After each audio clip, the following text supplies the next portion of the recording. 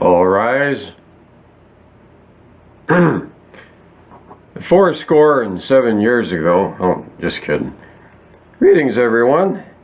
We have a new installment of Authentic Oddball Dialogue and Humorous Readings to present to you this day, the 4th of July.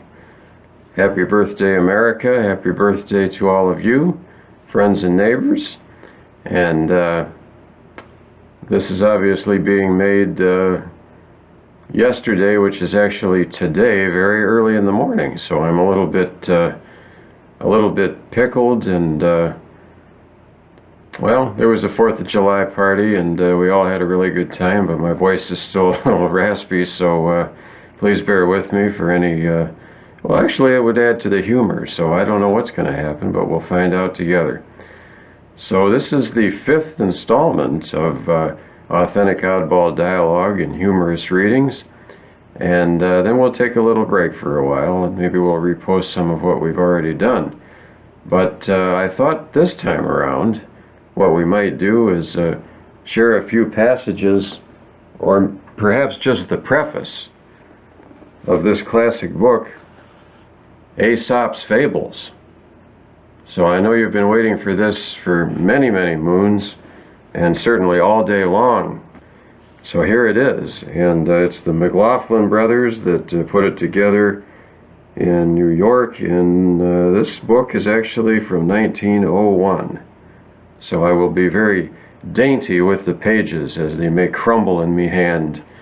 And a little bit later on we'll be doing a little sort of comedy profile of an album called The Tale of Ale. So that's coming up. Quite humorous indeed. So let's go ahead and see what this book's going to bring to us at the moment. And I think I mentioned once before, and I know you've been waiting all day to hear this.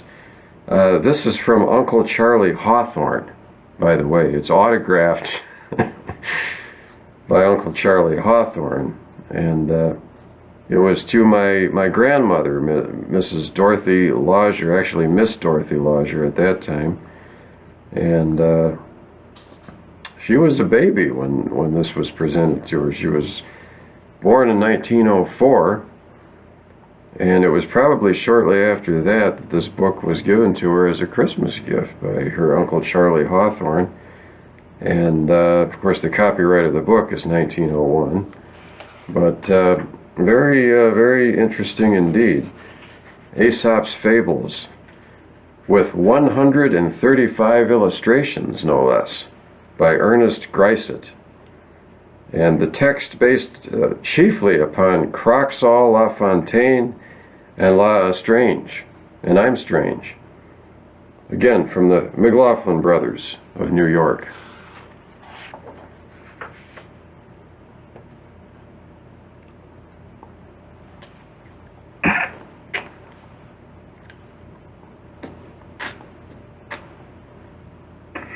Now then, I shall now begin. It is probable that the fables which have been passed current under the name of Aesop for 2,000 years will continue to bear his name, as long as fables shall retain their power to instruct and charm. In other words, as long as men remain in need of instruction and reproof, and are impatient of their reception. Truth, however, calls for the assertion that the connection of Aesop with the collection known by his name is very slight, and nearly all that can be said with certainty is that there is abundant proof that fables passing under the name of Aesop were current and popular in Athens, as a matter of fact, during the most brilliant period of its literary history. And not much more than a century after the death of the supposed author, we are further told, on good authority I might add, that of Aesop's works none are extant, and his life scarcely anything is known, you see. Now, pardon me, what is known of the life of Aesop is briefly this. He was born probably in Phrygia Major about 620 BC, and he died about 564 BC, or I should just say 564 BC, or it may be a little later, as a matter of fact. Herodotus mentions him as having been, along with the beautiful Rhodopis, a slave in the service of Laedmon, probably not the correct pronunciation, who eventually gave him his liberty, of course, we all know that, and the name of the former master was Xanthus. Plutarch speaks of Aesop as being present with Solon at the court of Croesus, king of Lydia, as a matter of fact. He appears at Athens in the time of Pisistratus and Periander. We see the fable of the frogs asking for a king, and the fox and the hedgehog. He was sent by Croesus, or Croesus rather, I believe, to distribute a sum of money among the Delphians. Now we all understand that much. I feel as though I might break into Finnegan's Wake in a few moments, but anyway, that's James Joyce, that's somebody else, obviously. A dispute arose, however, and Aesop, saying that they were unworthy to receive the money, refused to give it to him. The Delphians, enraged, got up a charge of sacrilege against him, and he was thrown from a precipice and killed. Now the Delphians were afterwards visited by plagues, of course, which they regarded as punishment by the gods for his unjust death. They accordingly offered a sum of money as compensation for the injury to any connections of Aesop who might be living. And in default of any nearer connection, the money was claimed and the money was received by the grandson of Aedmon, the master of whom he owned his freedom. A statue by the hand. Statue by the hand. Be very careful with these pages here. By the hand of the celebrated sculptor Lysippus, was erected in memory of Aesop at Athens. There is no reason, however, to think that he was ugly or deformed. Now, among the earliest known collections of fables bearing the name of Aesop were those of Phaedrus and Babrius rather, to be exact.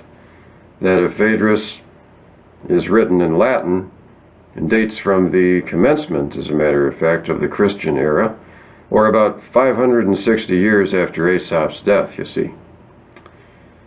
That of Babrius is in Greek, and its date is variously estimated by critics as between 250 years before Christ and 200 years later.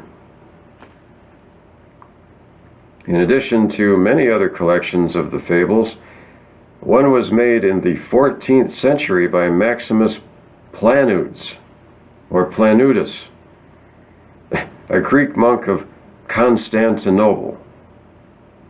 Now, to this author, some attribute the extravagant stories which has been so often reprinted as the life of Aesop, the Phrygian, as a matter of fact. Now, some of these apocryphal stories have become so bound up with the name of Aesop that rather than reject them, it has been brought desirable to follow the plan adopted by Croxall and incorporate them with the fables themselves, you see. Now, the charming poetical version of the fables, as a matter of fact, by La Fontaine, which appeared for the first time in 1668, has been largely made use of in the compilation of the present volume. You understand? The English editions, which have, they've been mostly closely followed, are those of L'Estrange, or L'Estrange, in 1694, as a matter of fact, and Croxall in 1727. In revising these editions to suit modern tastes and current modes of expression, no principle has been followed save that of trying to exhibit each fable in its liveliest and most attractive dress. To this end, in some cases almost, the exact words of Croxall and L'Estrange were given. In others, the versions of those, well, they've been added to. They've also been altered or curtailed. While in not a few, the dress is almost, if not altogether, new. And we go on, the index of contents and so forth, but, I gather that's enough for now. I hope most of you are still with us at this particular point. Once again, the 1901 Aesop's Fables has just been presented, in part. The preface, no less. McLaughlin Brothers, New York, 1901. Quite a book indeed. And once again, to Miss Dorothy Lodger, from Uncle Charlie Hawthorne.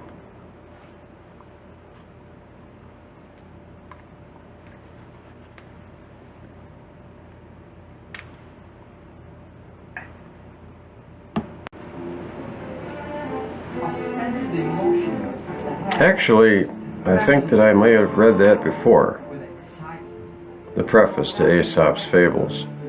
But anyway, now then, we present the Tale of Ale in just a moment. Had he mislaid them? What was he to do? B wanted to help, and thinking he had the answer, began. You probably ate thinking they now then, we have the Tale of Ale. It's a 2-record set from 1977, pressed in England. The subtitle is The Story of the Englishman and His Beer.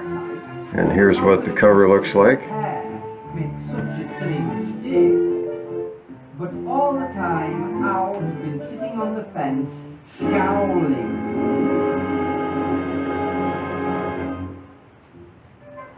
A kangaroo were up in my... You get the idea. A fine album of great humor. And we have tales told by Toby Blanchard, William Rushton, Michael Smee.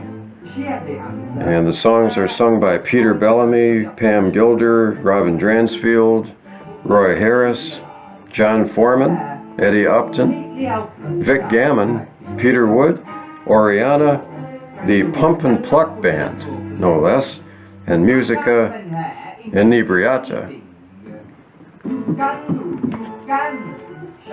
We have the titles of the songs here on the back, as you can see. Side 1, Bring Us In Good Ale. Oh, I don't mind if I do. But alas, the hair was much too big to fit in the kangaroo's patch. This is the 1997 Michigan Renaissance Festival mug. I know the last time we were here, we showed you the 1994 mug of Nottingham Ale, as it were. Well then, Bring Us In Good Ale.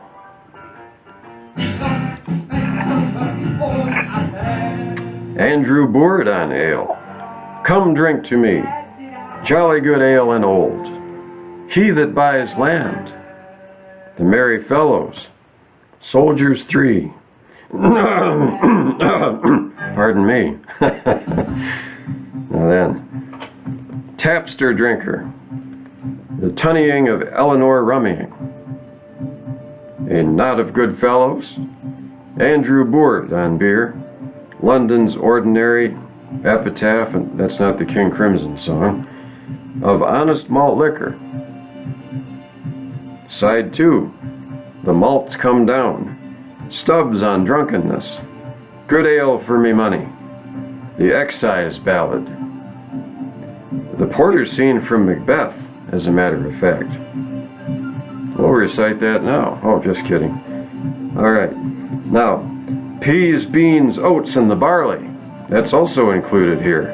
The Pleasant Ballad of John Barleycorn. Now Harvest is Over. The British Toper. Nottingham Ale. Aye. Bickerdike on Temperance. Some certain songs of the Temperance Union are at hand here. O Ale Abdiolendo. John Barleycorn. Ye Mariners All. Poor Tom is Dead and Gone. Well, I hope not. Now then.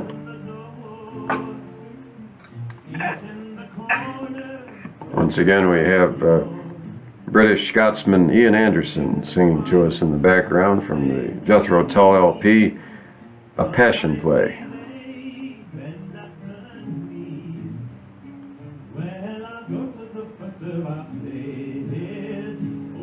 We have the London Gin Distillery here.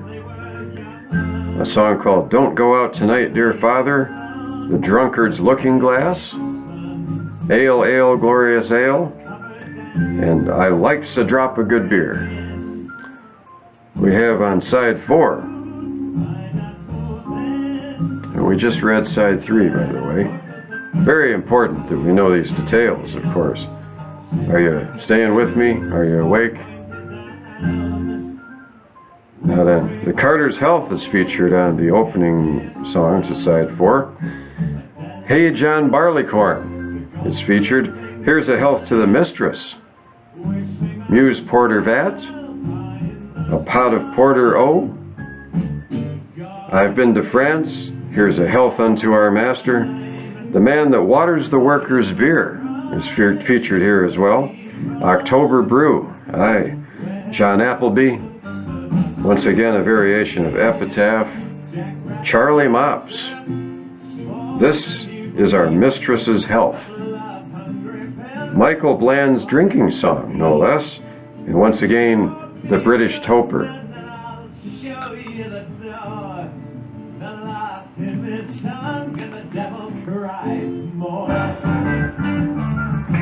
By the way, this is all in good humor. It's not here to encourage drunkenness by any means. We don't want to advocate sin like that, and I say that in all seriousness. But a simple piece of humor from a British folk LP. Lots of humorous things here. And like I say, it's a 2-record set from 1977, pressed in England on the Free Reed label. And we have a booklet in here too. This is on CD as well, but you don't get all the artwork. For instance, we have the companion magazine insert of The Tale of Ale. If you can see that clearly. Quite a humorous photo. There's a number of these things on the inside as well. And I'll go ahead and flash some of those to you as I set the jacket down for just a moment.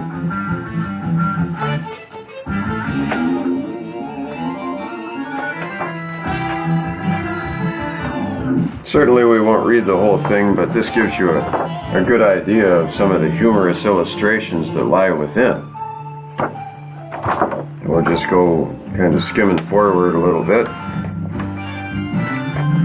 I see that one of the photos here was taken during the Powdered Wig Day of 1610, I do believe, but perhaps I'm mistaken on that. I'll have to read it a bit more properly, as it were. And in fact, here, this illustration here is featured on the back of Traffic's album, John Barleycorn Must Die.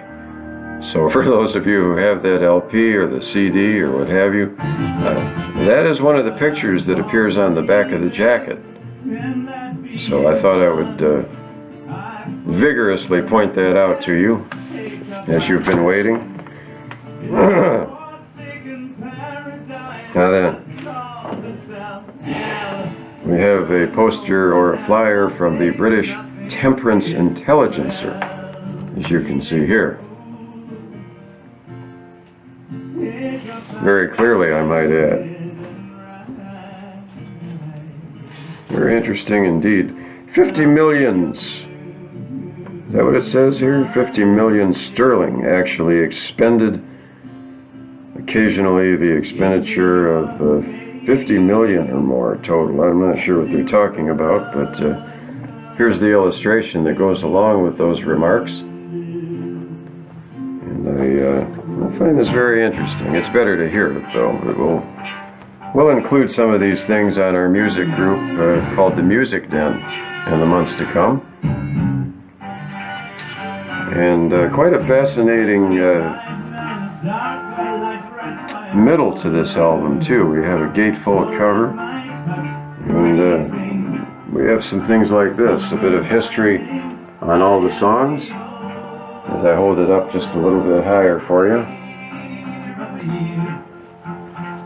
We have some of the contents and some of the thematic tales that are told here. For instance, Bring Us In Good Ale, a popular song dating from the 15th or early 16th century, as a matter of fact. It was reprinted by William Chappell in his popular music of the olden time. I have somewhat adapted it from the way it was said here. This is a collection of songs and readings about drinking in England during the last 500 years. And it's compiled, written, and arranged by Vic Gammon, who's a great producer of a lot of these folk and folk rock albums in the 1970s over in England. And quite the situation here. We have a picture that demonstrates some of the vats of the fine ale. Old Tom, number 549, is featured here. Can't forget that. The Cream of the Valley, number 300, is featured here as well. And we have the Pump and Pluck Band, as I briefly mentioned earlier, consisting of Will Duke, Anglo-Concertina, Bandonion, and mouth organ, better known as harmonica. Ian Russell plays the tenor banjo and the trombone. Vic Gammon, as a matter of fact, is on the melodeon, the baritone English concertina, and the banjo. Sheila McGill is there as well, bass, English concertina, and percussion. Tony Pepler is on percussion. He also helped on some tracks. In what way, I'm not sure. Perhaps he hoisted a bit of the ale. The choruses consist of Pam Gilder, Eddie Upton, Vic Gammon, and Ian Russell. Now, Musica Inebriata consists of the following band members. Keith Phillips is on the fiddle. Catherine Cox is on the recorders. Vic Gammon, here again, cittern and bouzouki this time. Rory Forsyth is on the bassoon. And Tony Pepler is on the percussion. Now, the people that are involved with Oriana at the time were Penny Maxwell, David Maxwell, and John Mingay. And they all do the voices for the band Oriana. And some of these selections are sort of reminiscent of the English Music Hall. I thought you would surely need to know that.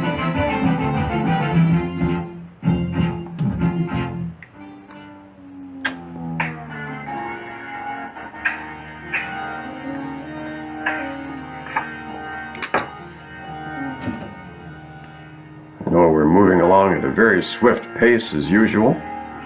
Wouldn't have it any other way. Cheers.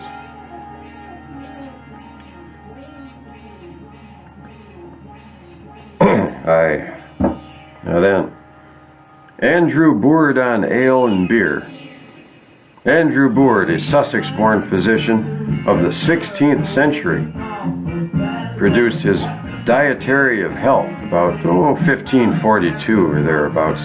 In it, he makes a distinction between ale and beer, now lost to our language.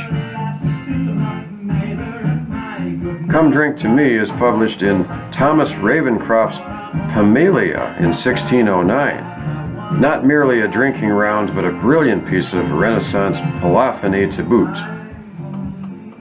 with a range of 2 octaves, as a matter of fact. This is an extremely difficult piece to sing. 18th century publications attribute the composition to William Byrd, although this is doubtful, you see. Jolly Good Ale and Old. This song was included in the play Gammer Gurton's Needle.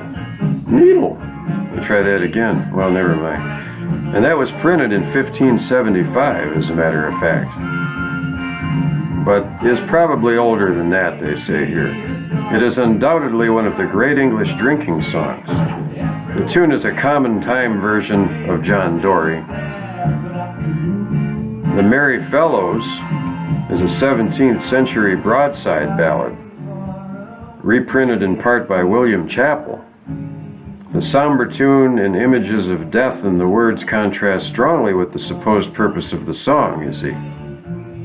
Now then, a song from Thomas Ravencroft's collection, Deuteromelia, published in 1609, you see.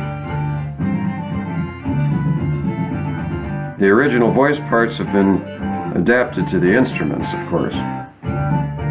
Tapster Drinker, a 15th century part song preserved in a manuscript in the Bodleian Library.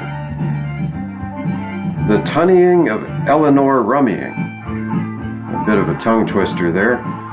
An extract from a long poem by the early 16th century. As a matter of fact, the court poet John Skelton, Helter Skelter John. How about that? Not the greatest piece of news, but nevertheless, there you go. A Knot of Good Fellows, a broadside ballad from the Sherburne collection.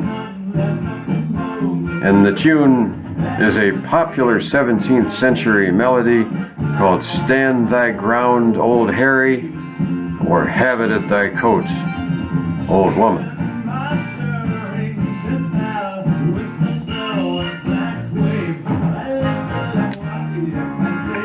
There now.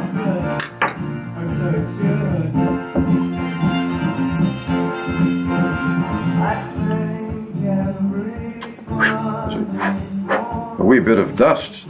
I must blow the dust out of some of these mugs, as they've been in the root cellar for quite some time. And the wine cellar, I might add. You know, the London's Ordinary is also featured here.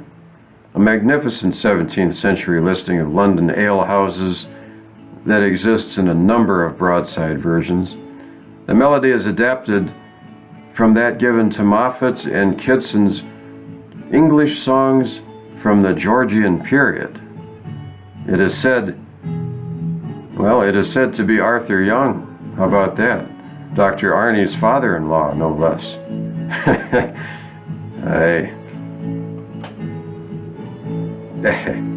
Some brewers and drinkers' epitaphs is indicated here. Just at the time of death, crops is coming up quite a lot in drinking songs, you see. Some of the examples of grave humor make reference to drink. There are 3 such epitaphs here included in this set. Rounds and catches of honest malt liquor and so forth. These are late 17th and early 18th century recreational music written by some of the most eminent composers of the day for a well-to-do public. Bourgeois and aristocratic music, but not without charm and vigor. John Blow was Henry Purcell's tutor. How about that? And Purcell himself edited collections of catches for Welsh, the London music publisher. Now, the malts come down. a short dance tune with words dating from the 16th century. This song is alluded to in the Excise Ballad. Stubbs on drunkenness. The Elizabethan Puritan Philip Stubbs produced his book, The Anatomy of Abuses, in 1583. The whole thing is a long Calvinistic denunciation of most of the good things in life. Its two saving graces are that it is written in a superb style that often betrays the author's fascination for his subjects, and it gives an insight into many aspects of the popular culture of the period, albeit through a distorting mirror of a hostile witness, I might add. Now then, it is notable that Stubbs is no total abstainer. Certainly would allow meats moderately taken. It is the offense of God which the drunken man presents that really upsets him. Good ale for my money, a 17th century broadside by the prolific London pop poet Lawrence Price. The ballad is preserved in the Roxburgh collection. The tune, a superb one for a drinking song, is often known as the Country Lass. Robin Dransfield has slightly adapted and actually abridged the words in this particular case. And the Excise Ballad is also featured here, a ballad from around 1643 when Parliament introduced the hated excise, a sort of purchase tax on the number of consumables, including ale and beer, you see. The tax was to become an extremely important source of government revenue, and the tune to which the ballad was written is Old Sir Simon the King, which is often associated with drinking song texts. And I think we already mentioned the porter scene from Macbeth. Of course, I could be mistaken. As a matter of fact, Shakespeare contributed a number of excellent passages on drinking. One thinks of Falstaff on a good sherry sack, and many others. But I think none excel this dialogue between Macduff and the porter on the effects of drinking.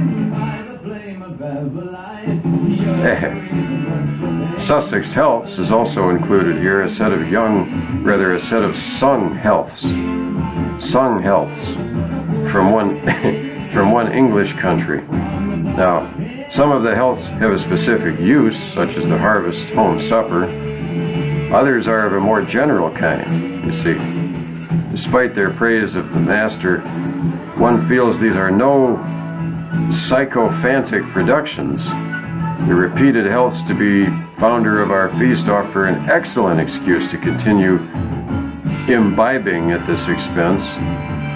Drink, boys, drink, and see you do not spill, for if you shall, we shall drink too, it says here, for this is our master's will. It is not surprising that many farmers in the 19th century tried to do away with the custom of harvest home suppers. The pleasant ballad of John Barleycorn is included here. Some have seen the origins of traditional versions of John Barleycorn in a fertility magic ritual. But as this 17th century version of the ballad shows, it is more probable that it originated with a broadside poet, no less, passed into the tradition, and was actually winnowed down to the fine song we have today. Nevertheless, the 17th century original, wordy as it is certainly not without force and not without power. The superb tune, Shall I Lie Beyond Thee, was both used for dances as a ballad air, and it crops up also in John Playford's collections. The ballad exists in a number of broadside collections. Three Mistresses' Healths. Who is the mistress referred to in these healths? At times it is the farmer's wife, and at other times it is none less than Queen Elizabeth I. All three come from Sussex, as a matter of fact, and we have a variant of the British toper here, a dance tune from the Playford collection, and its title kind of sums up what this record is all about. And we have another page, but that will probably do for the time being. We have readings perhaps we'll come back with at some point of Nottingham Ale, Bickerdike on Temperance, John Barleycorn, Ye Mariner's All, There's Comfort in a Drop of Gin, the London Gin Distillery, Don't Go Out Tonight, Dear Father, The Drunkard's Looking Glass, Ale, Ale, Glorious Ale, I'd likes a drop of good beer. Aye, I don't mind if I do.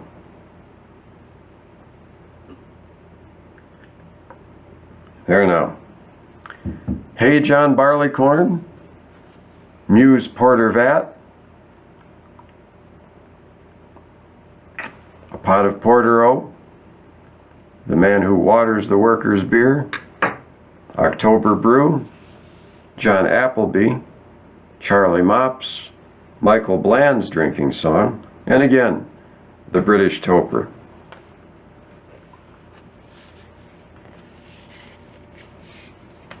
From 1977 on Free Reed Records in London, England, or just England in general, it's The Tale of Ale, the story of the Englishman and his beer.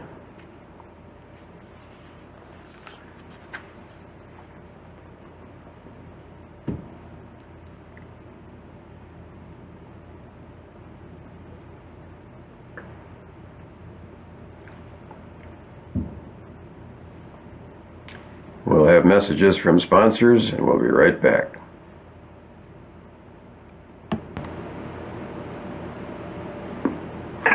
We're back. Hello once again, and welcome back to the festivities. I will soon bring my remarks to a close for this particular series of videos. We'll take a little break for a while, and we'll come back perhaps later in the year, and we'll experiment together once again. So I do hope you've enjoyed all of these, and as we gather more material and move forward, perhaps we'll venture into live guests that might be with us from time to time. And I have a lot of ideas on that, and certainly if anybody wants to be a guest on the program, we'll go ahead and set up an interview here on video, and it could prove to be very entertaining. We'll talk to just ordinary folks, I think, and people that might make a difference in our community. And that's just one of my ideas that I'm having, but perhaps there's others. So at this particular point, my friends, I thank you for your tolerance, and I do hope you enjoyed it. And I do wish you a happy Independence Day of 2016. And until we meet again, God bless you, and I'll see you soon.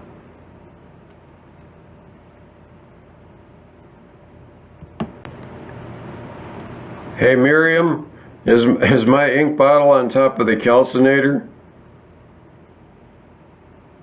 It is? Okay. Can I have it, please? It's on top of the calcinator. My ink bottle. Thanks, hon.